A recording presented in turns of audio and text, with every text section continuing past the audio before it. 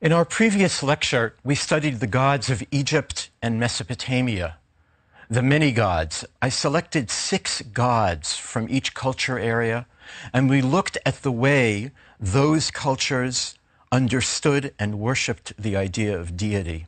Today, we're going to move to the gods of another area, the geographical area between Egypt and Mesopotamia, that of Canaan and Syria. Now, in this area, which was a kind of cultural and intellectual crossroads of the ancient Near East, the religious ideas of the indigenous peoples were influenced by what I've been calling the superpowers of the ancient East. But with that influence, they developed their own particular beliefs and forms of worship. So we have both influence and indigenous form. We have distinctive regional understandings of deity. Now, we're going to be looking at the gods of Syria and Canaan and adding a view from the biblical perspective. That is, from the material in the Bible, we can get a sense of how the biblical prophets, lawgivers, authors understood Canaanite religion. And this is very exciting.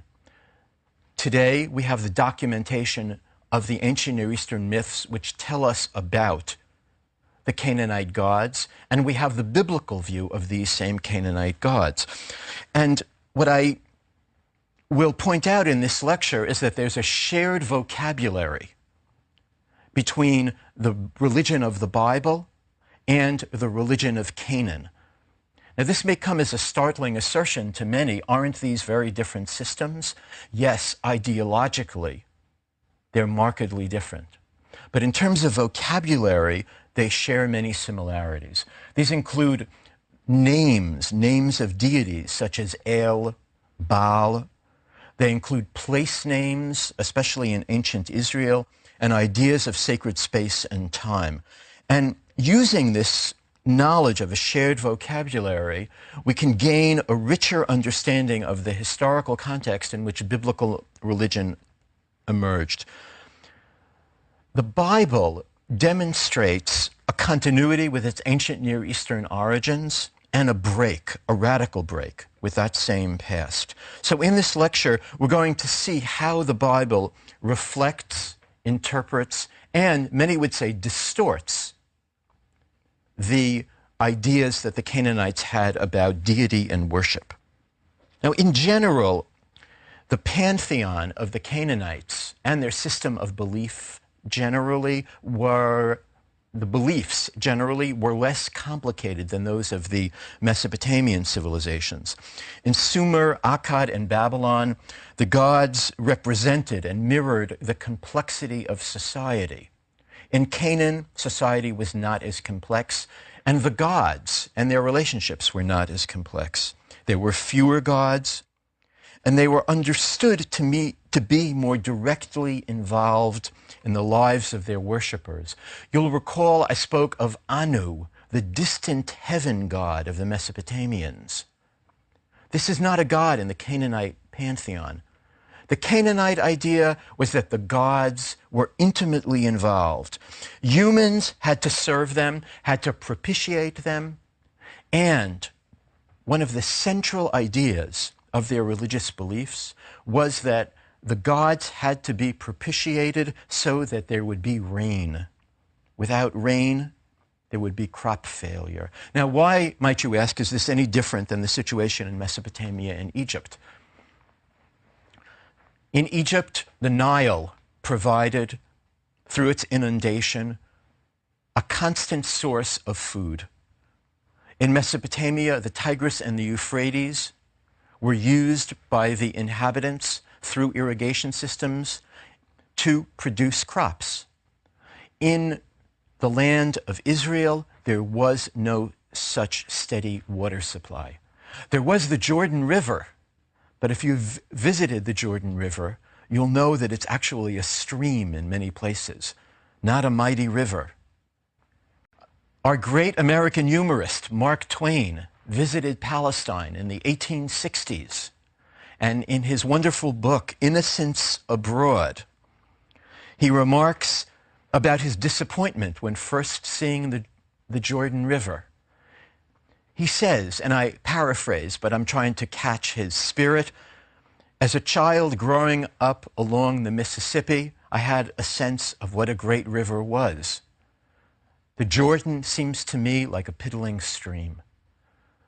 So if you've been there or if you read the accounts, you'll know that the Jordan cannot provide large-scale irrigation. So where do crops come from? In what way do the gods show their bounty? By bringing rain. So you must propitiate them, you must worship them, you must sacrifice to them. And this idea that the gods, or the one God, is the source of rain, we also find in the Hebrew Bible, but in a monotheistic form. One must behave, the nation as a whole must behave, in order that there be rain.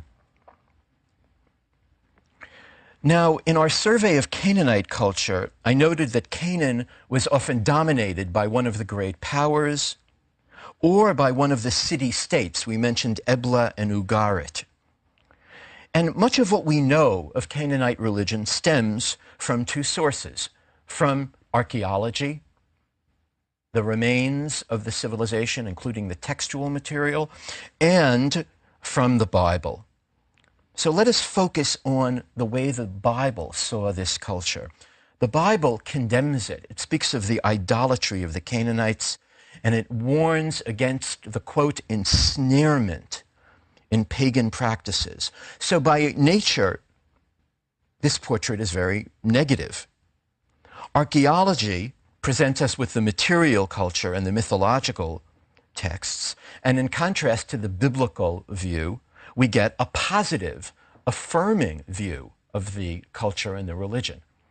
For a student of comparative religion and comparative culture, this is a very rich yield.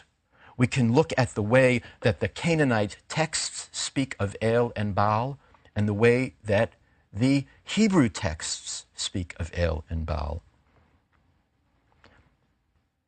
So let us focus on some biblical references to Baal, the Canaanite deity. His name appears many times in the Hebrew Bible in place names. One in the book of Samuel, Baal Perazim, is a place where the god was worshipped. And often these places mentioned in the Bible are in, using the biblical phrase, in high places. The gods of the Canaanites were worshipped at elevated spots. Now, there aren't big mountains in Canaan. There are hills, often gentle hills. On those hills, they would erect places of worship. In the Pentateuch, the 5 books of Moses, we read of Israelites worshiping the Baal at a place called Peor, or Baal Peor, the Baal of Peor. I should say that this word Baal in the Semitic languages means master or owner. It also has the connotation in later Hebrew of husband. Now, you can imagine that contemporary feminists have objected to this. Well, why should we have a word husband that in its earliest form means master or owner? So there have been alternatives, although they haven't really caught on, suggested for this word. But I want you to get the sense of this word Baal. It means master. So I'm reading from Numbers chapter 25. And this is during the sojourn of the Israelites during their travels. While the Israelites were staying at Shittim, the people began to have sexual relations with the women of Moab. These invited the people to the sacrifices of their gods, and the people ate and bowed down to their gods. Thus Israel yoked itself to the Baal of Peor. And the Lord's anger was kindled against the Israelites. The Lord said to Moses, "Take all the chiefs of the people and impale them in the sun before the Lord, in order that the fierce anger of the Lord may turn away from Israel." And Moses said to the judges of Israel, Each of you shall kill any of your people who have yoked themselves to the Baal of Peor. A very fierce reaction to idolatry as the Israelites understood it. If you pay fealty to this God, you deserve to die in the most horrid manner. And the text now becomes even more specific. It's not just a general idea, you will die, but we're told of the killing. Just then, one of the Israelites came and brought a Midianite woman into his family in the sight of Moses and in the sight of the whole congregation of the Israelites, while they were weeping at the entrance of the tent of meeting. When Phinehas, son of Eleazar, son of Aaron the priest, saw it, he got up and left the congregation, taking a spear in his hand. He went after the Israelite man into his tent and pierced the two of them, the Israelite and the woman, through the belly. So the plague was stopped among the people of Israel. Nevertheless, those that died by the plague were 24,000. Well, this is a serious infraction, not something taken lightly. This is the message of this passage. If you worship the Baal, the consequences will be dire. What I would like to note here is that idolatry is, in the mind of the biblical author and in the mind of the prophets, here we're speaking of Moses, the father of the prophets, is linked to sexual license. And here is a story in which they are combined. When Israel was staying at Shittim, the people began to have sexual relations with the women of Moab. And this is combined in their mind with the worship of the deity. Sexual transgression and idolatry. Now, later in Israelite history, and we move along in biblical history, during the period of the Judges, we are told constantly in that book, there was no king in Israel, and each person did what was right in their own eyes. And in this period, we have many mentions of the god Baal and the cult of the Canaanites. The dramatic story of Gideon, one of the heroes of the book of Judges, tells us that his father built an altar to the god Baal, and that Gideon was commanded to take it down. He was commanded to, quote, cut down the Asherah that is near it. Now, the text doesn't make clear what this is, the Asherah. It seems to be some kind of god, but he's supposed to cut it down, so perhaps it's some kind of object.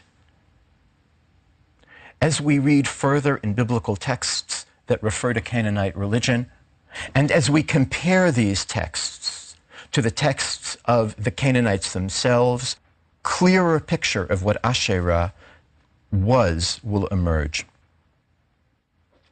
In the book of Kings, we read of Elijah's contest with the priests of Baal. And this is a very dramatic contest.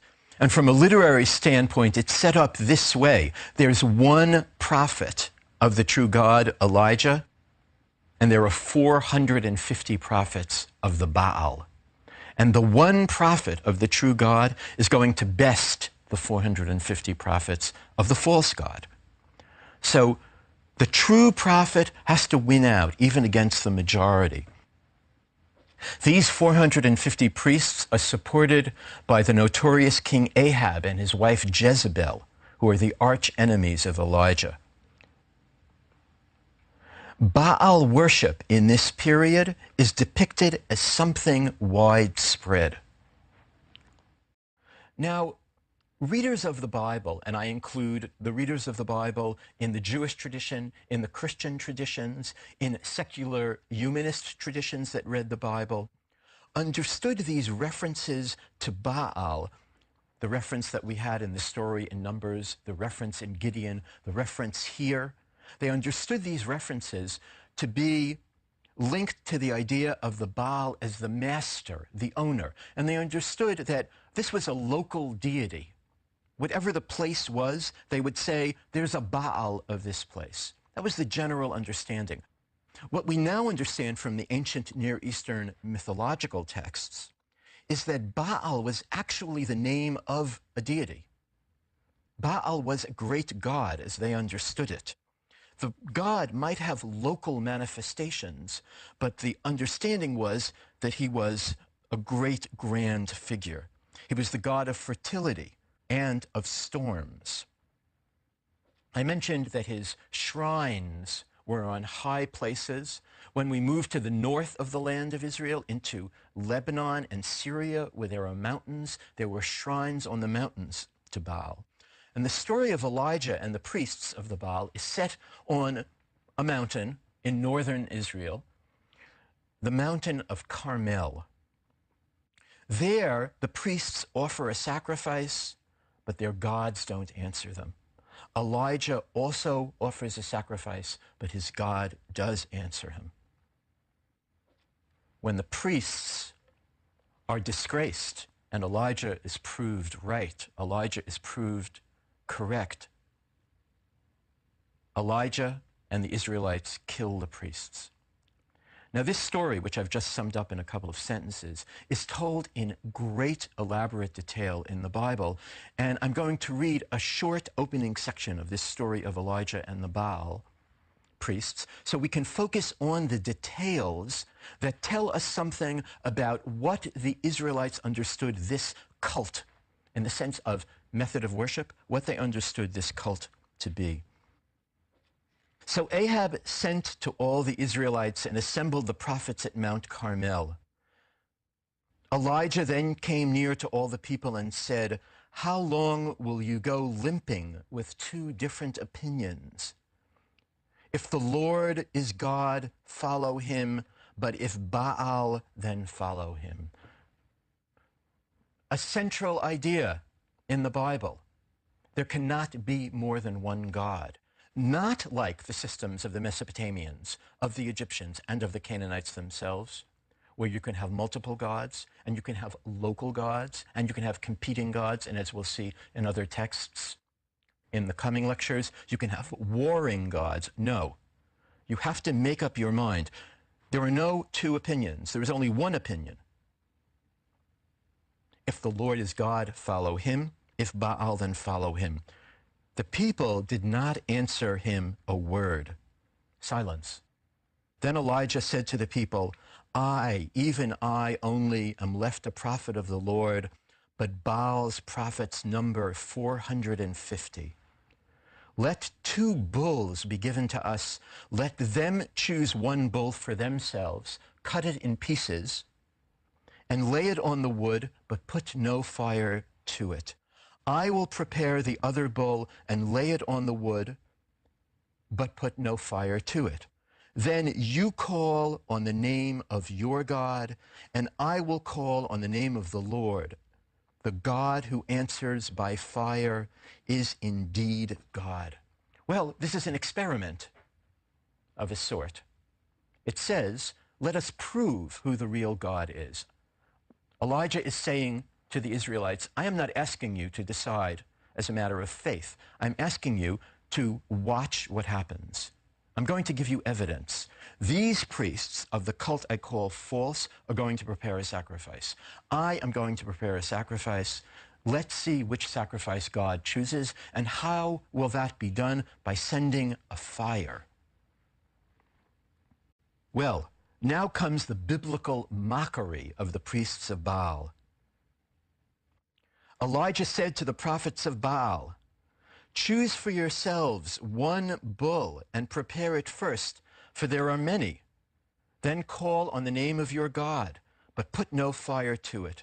So they took the bull that was given them, prepared it, and called on the name of Baal from morning until noon, crying, "O Baal, answer us." But there was no voice and no answer. They limped about the altar that they had made. At noon, Elijah mocked them, saying, "Cry aloud, surely he is a god. Either he is meditating, or he has wandered away, or he is on a journey, Or perhaps he is asleep and must be awakened. Then they cried aloud, and, as was their custom, they cut themselves with swords and lances until the blood gushed out over them.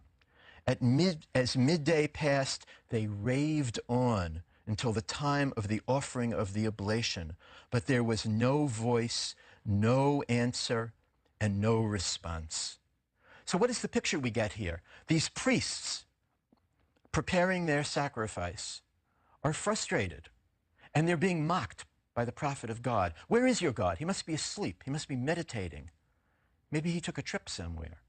That is, you really don't have a God. Your God is completely false. And what is the response of the priests of the Baal? They flagellate themselves till blood drips. Now we have another image connected to idolatry, self-mutilation in service of the god, something that the Bible continually condemns. Now, in the end of this story, which, as I mentioned, is told at great length, there's a very nice literary detail. It's not only that God answers Elijah by sending a fire, but Elijah does something that makes this even a greater miracle and a greater mockery of the priests of Baal. What he does, as the sacrifices are up there, and I'd like you to imagine this on the mountain, the 450 priests of Baal and Elijah, the priest of God, the prophet of God. He has his sacrifice, they have their sacrifices.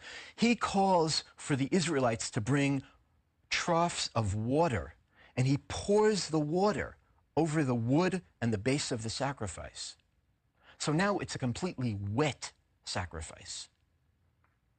And then there's a fire which consumes it all. So it's a true miracle. And the priests of Baal are disgraced and then killed. So thus far we've seen that idolatry, which is what the Israelite authors understood Canaanite religion to be, has features which can be mocked. Well, the essential idea of believing in a false god is an object of mockery. But the cult itself should be mocked because it involves mutilation, it involves sacrifice which is not answered, and the priesthood of that cult deserves death. All of these 450 people are killed. This is not a tolerance idea. I need to emphasize that. There are many things to be emulated in the Bible, but I do not think that this is one that contemporary liberals and civil libertarians would want to emulate, or conservatives. Now, another thing about the worship that the Bible condemns, something that we've alluded to before, is this mixture of sexual license and idolatry. And this is highlighted in another text which condemns idolatry, one of many. And in it we read of what historians of religion call sacred prostitution, which is associated with Baal worship. This is part of the fertility cult of the Canaanites. That is, by enacting sexual acts in a sacred place, by performing an act related to fertility, you bring fertility to the country. This is a common ancient Near Eastern idea, and one that the Bible continually wants to distance itself from. Now, in the 7th century BC, there's a reform in Judah under King Josiah, and this is written about in the 2nd book of Kings. The picture we get of the time of Josiah is that paganism is rife in Israel. And what causes the reform is that Josiah and his priests find a document in the temple, a book of the law, which reminds them of their obligation to root out idolatry and to focus on the one true God. And in 2 Kings, we read that Josiah directed that all the elders of Judah and Jerusalem be gathered to him, and he read in their hearing all the words of the book of the covenant that had been found in the house of the Lord. And after he read them from that covenant, he told his officials to go out and to get the cult objects of the Baal, to bring out of the temple of the Lord all the vessels made for Baal, for Asherah. Here we have the Asherah that I mentioned before, and for the host of heaven. And what did he do with these objects? He burned them outside Jerusalem in the fields of the Kidron and carried their ashes to Bethel. And he deposed the idolatrous priests. And what were these priests doing? They were making offerings to Baal, to the sun, the moon, the constellations, and all the hosts of heaven. He brought out the image of Asherah from the house of the Lord. He broke down the houses of the male temple prostitutes that were in the house of the Lord, where the women did weaving for Asherah. Well, this is not something that you think of as being in the temple of the Lord. The male sacred prostitutes, what was this? It seems to be part of this Canaanite fertility cult, which mixed the sexual and the religious. And the counter move in the Bible is to separate the sexual and the religious. So again, we have this enigmatic reference to the Asherah. The most startling passage in this reformation of King Josiah is yet to come, and I will close our reading of that passage with this. He defiled Tophet, which is in the valley of Ben Hinnom, so that no one would make a son or daughter pass through fire as an offering to Moloch. A reference to the Canaanite and other Near Eastern peoples' custom of offering up their children to the gods, sacrificing their children. To the fire, well, we're not quite sure. Were they burnt? Were they passed over a fire in some ritual act? The text isn't clear, but the text is clear that you're not supposed to do this. You should not offer your son or your daughter. Later in literature, in the West, Moloch becomes equivalent with this idea of the devouring power, the state, an army, or an idea, especially the idea of greed, serving the Moloch. Canaanite texts writing about the same objects and the same cult, the Baal, the Asherah, the host of heavens, reveal details that clarify this story of the Reformation. We learn from the Canaanite texts that the Asherah, which was worshipped in a sacred grove, depicts the power of the mother goddess, and that her cult object was a wooden staff placed in this grove. So we have to imagine that this cult object of the Asherah had also been there in the temple at the time of Josiah and had been removed. The Ugaritic texts make it clear that the symbol of the goddess had the power of the goddess in it. And this was just what the Israelites wanted to distance themselves from. So we can see that having both the ancient Near Eastern mythological text and the biblical text before us allow us to make a set of comparative moves which illuminate both cultures. They tell us what the Israelites thought of the Canaanites. They show us what the Canaanites understood the power of their own gods to be. In our next lecture, we will take this information about the gods of the Canaanites, the Egyptians, and the Mesopotamians, the material we have reviewed through looking at the mythological texts, and see how these gods are involved in creation, both in the creation of the world and in the creation of human beings.